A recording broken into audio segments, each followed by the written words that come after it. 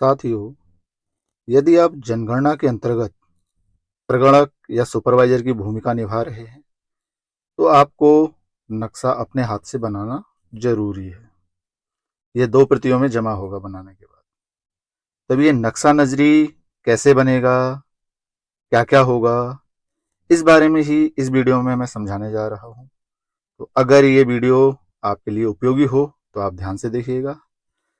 नक्शा नजरी एक आम बोलचाल की भाषा में कहते हैं, वैसे इसको बोला जा रहा है house listing block layout map. तो चाहे हम HLB मैप कहें चाहे नक्शा नजरी कहें, एक ही चीज है। अब ये HLB क्या है? भाई हाउस लिस्टिंग ब्लॉक है। नक्शा है क्या चीज जिसको हम नक्शा नजरी या HLB मैप कह रहे हैं? तो ये हमारे हाथ से बनाया गया मैप है, साधारण मानचित्र है। जो हमें ब्लॉक आवंटित होगा उसका हमें बनाना है, और इसमें बहुत सारी चीजें ध्यान रखनी है। भाई हमें सारा घूमना है, सारी चीजें स्वयं बनानी है। इसमें तो होगा यूं कि सबसे पहले हमें चार्ज अधिकारी द्वारा एक इस तरह का ब्लॉक आवंटित किया जाएगा। ये HLO मोबाइल ऐप है हमारा, और हमें जो मैप दिया जाएगा वो कुछ इस तरह से होगा। ये हमारा ब्लॉक हो गया। इसी को हम कहते हैं हाउस लिस्टिंग ब्लॉक, जो एक प्रगणक को अलॉट किया जाएगा। इस ब्लॉक को देखकर इसी का मैप बनाना है। अब इसका मैप जो हम बनाएंगे, जो हमें सबमिट करना है 2 प्रतियों में, वो मैप हमारा कुछ इस तरह से बन के आएगा। अब इस मैप में आप ध्यान से देखिएगा क्या क्या है। ये देखो, कुछ नंबर दिखाई दे रहे हैं भाई। यहां जैसे लिखा है 19, 18, यहाँ 20 है, 20 के नीचे 2 लिखा है।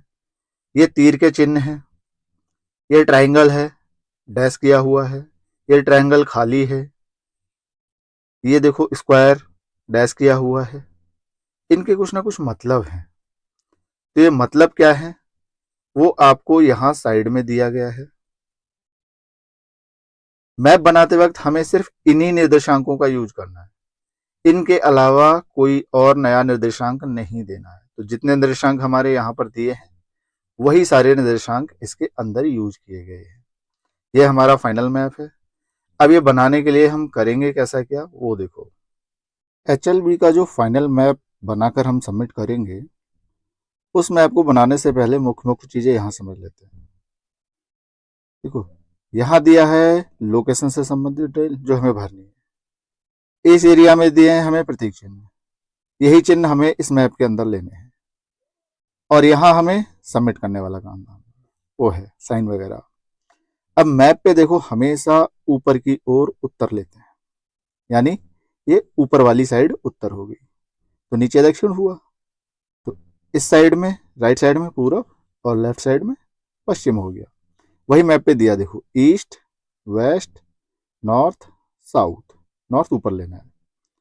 अब मैप में हमें स्टार्टिंग पॉइंट इस कॉर्नर पर लेना है, इसको कहते हैं north west corner.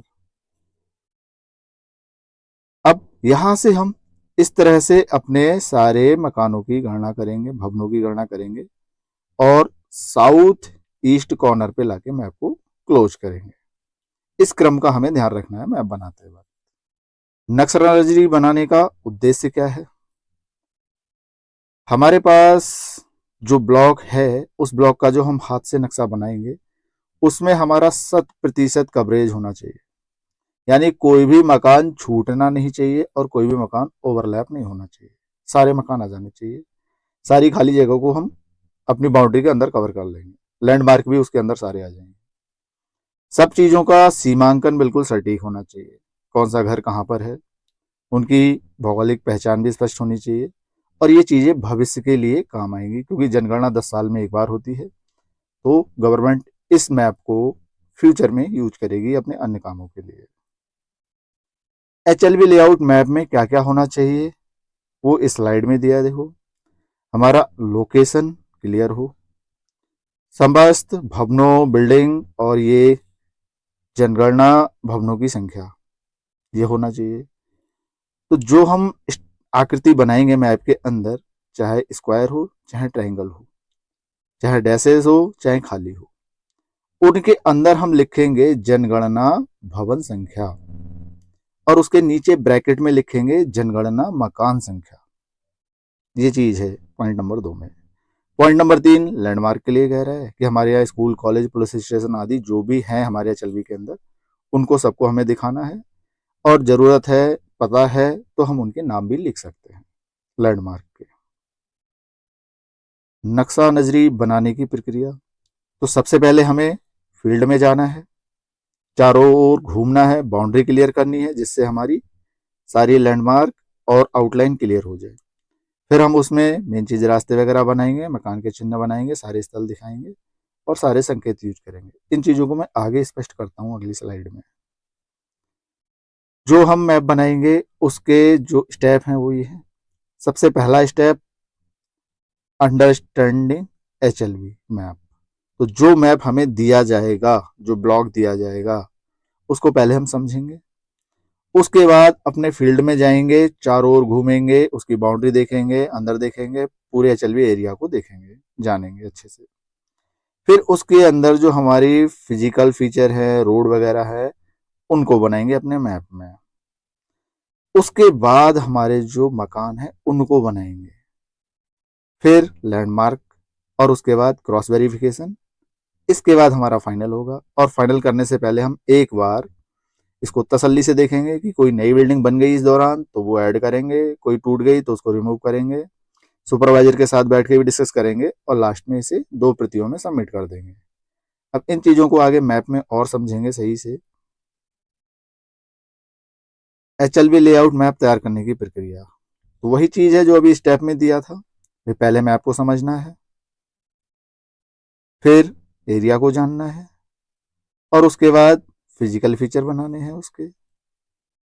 Next step में भवनों पर नंबर लिखें, लैंडमार्क आदि, सुपरवाइजर के साथ क्रॉस वेरिफिकेशन, और 7 नंबर पे फाइनल करना है।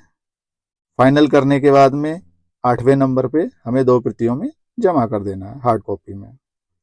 यहाँ एक दिक्कत लोगों को आती है, कच्चा भवन पक्का भवन। तो वैसे अधिकतर लोग जानते होंगे कच्चा पक्का क्या है, लेकिन यहाँ कुछ डेफिनेशन दी है। अगर इस डेफिनेशन के अंदर हमारी दीवार की सामग्री है, इसके अंदर छत की सामग्री है, तो मकान हमारा पक्का होगा। अन्यथा अगर इन कंडीशन में है तो मकान कच्चा होगा। ये कंडीशन आप पॉज करके पढ़ लीजिएगा। प्रारंभिक चरण है क्षेत्र की समझ, तो हम क्षेत्र में घूमेंगे, जानेंगे, तब हमारी समझ बनेगी। नेक्स्ट मानचित्र की संरचना, उसके अंदर सारी चीजें बनानी है। अब देखो अच्छे से समझते हैं इसे। जो हमें मैप मिलेगा वो कुछ इस तरह का होगा, ये हमारा ब्लॉक होगा। अब इसके अंदर देखो सारी चीजें दिख रही है। इससे अब हम जो फील्ड वगैरह घूमेंगे, उसके बाद जब हम कागज पे बनाएंगे तो ये हमारा फाइनल मैप बनकर आएगा। अब लेकिन फाइनल बनने से पहले जो स्टेप है वो समझो। सबसे पहले हम फील्ड में जानेंगे, अपना सब कुछ देखेंगे, और इस सीट पर अपनी आउटलाइन बाउंड्री बनाएंगे। ये हमारा पहला स्टेप रहेगा। आउटलाइन बाउंड्री बनाने में कोई दिक्कत नहीं। अब बाउंड्री देखो, डैश डॉट इसी संकेत से बनानी है, और ये संकेत यहाँ पर दिया है। अपने मन से कुछ नहीं करना है यूज। नेक्स्ट स्टेप में हम इसकी जो अन्य चीजें हैं, जैसे सड़क है, नदी है, नहर है, तालाब है, वो चीजें बनाएंगे जिसको हम लेआउट मैप कहेंगे। सड़क, गलियां वगैरह ये चीजें बनाएंगे। अभी इसमें मकान कोई नहीं बनाया है। अब ये जो हमने बनाए हैं ये सारे संकेतांक यहाँ दिए हैं, देखो यही संकेतांक यूज करने हैं, कुछ अपने मन से यूज नहीं करना है। अब यहाँ पर हमें ये भी देखना है हमारे पूरब में कौन सी एचएलवी है, पश्चिम में कौन सी, उत्तर में कौन सी, दक्षिण में कौन सी, वो भी नोट करने हैं। इसके बाद लास्ट हमारा ये बन के आएगा। इसमें हम सारे भवन वगैरह दिखाएंगे, और वो ये संकेतांक है भवन के। इन संकेतांकों में आगे फिर से समझा दूंगा अच्छी तरह से।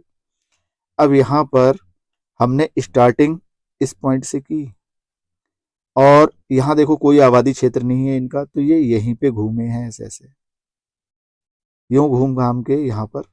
अब ये जहां से जहां घूमने जा रहे हैं वहां देखो इन्होंने एरो लगा रखा है, किधर से किधर गए एरो बना रखे हैं। अब ये देखो काय काय के स्ट्रक्चर हैं, आगे समझाऊंगा मैं अच्छे से। और लास्ट में इन्होंने यहाँ एंड कर दिया।